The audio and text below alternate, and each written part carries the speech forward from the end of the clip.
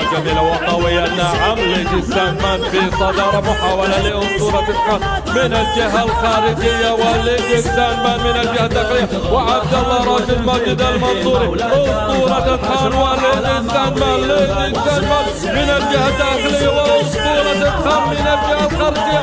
أسطورة خان رندر راشد عنتر البري، والأمتار الأخيرة إلى المرحلة القادمة.